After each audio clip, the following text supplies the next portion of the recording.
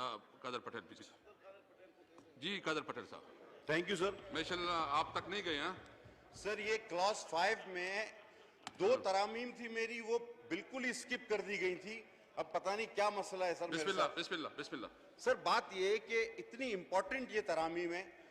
अब आपका इकोनॉमिकल सर्वे कहता है कि 20 लाख लोग बेरोजगार हो गए, हालांकि हुए करोड़ के करीब है। 90% पाकिस्तानी टैक्स नेट में नहीं है। आप उनसे विदहोल्डिंग टैक्स वसूल कर रहे हैं, उनकी जेब पर डाका डाल रहे हैं और हमें बात नहीं करने देते। ये कहां से एडवांस टैक्स विदहोल्डिंग टैक्स जो है उसको मुझे बताना चाहते हैं आपको। सर मोबाइल फोन पर जो आप विदहोल्डिंग टैक्स ले रहे हैं वो एडवांस टैक्स है। ये उसको वो एडजस्ट कराता है जो इनकम टैक्स का गोशवारा जमा कराता है। 90% पाकिस्तानी इनकम टैक्स का गोशवारा ही जमा नहीं कराते, तो उनको वो टैक्स एडजस्ट ही नहीं होता। ये उन 90% पाकिस्तानियों की जेब पर डाका है। नंबर 1 बात सर।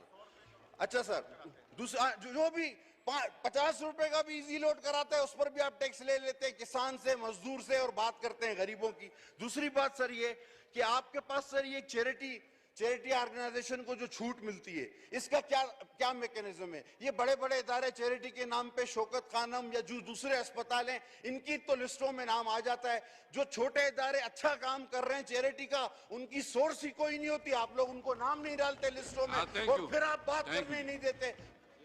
Ji please. किसको? नाज बलोच प्लीज। नाज बलोच प्लीज।